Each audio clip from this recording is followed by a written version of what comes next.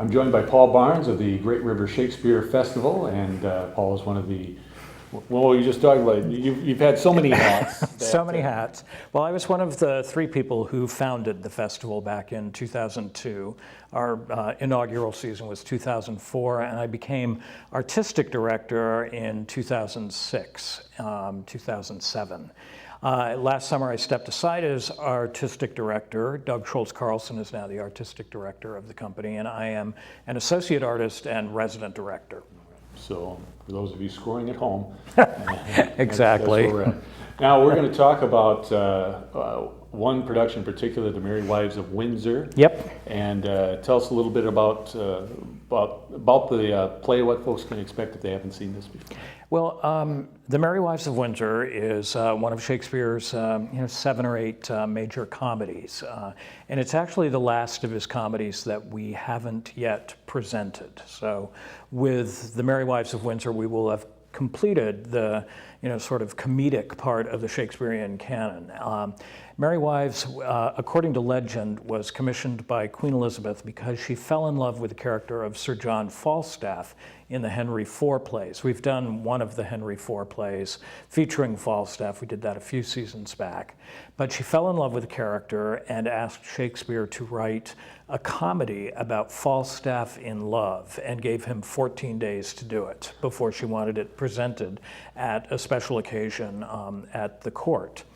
So it's a kind of hastily written play, but it's Shakespeare, so it's a great play nonetheless.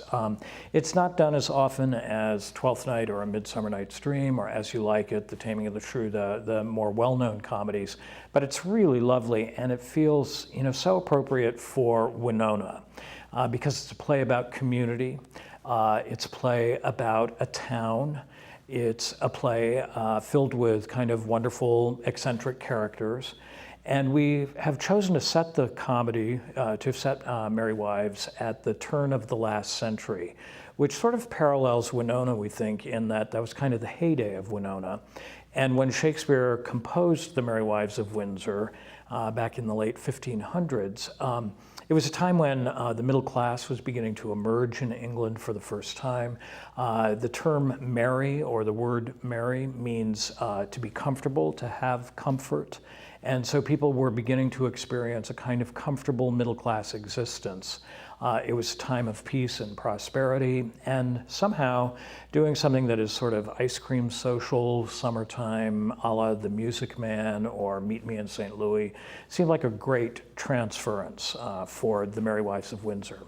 We've got a lot of music in the play. Jack Forbes Wilson, who has composed several productions with us over the last 4 or 5 seasons, is back, and we've got a lot of familiar tunes as well as some of his own compositions that will be part of the fabric of the production. And I just think it's going to be a really, really good time for everybody.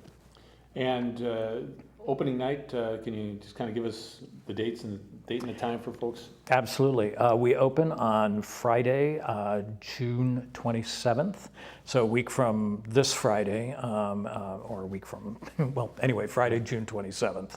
And then the next night, Hamlet opens, and a week later, on July 5th, our 3rd production, Rosencrantz and Guildenstern Are Dead, opens. So, but Friday, June 27th. All right, so look forward to Merry Wives of Windsor to kick off our season this year. And absolutely.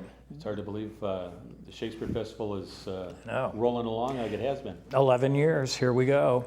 And I think opening weekend is going to be pretty spectacular with all the events that are planned, including the play. So people should have a great time. All right. Paul, thanks for taking some time to You bet. join us today. My pleasure.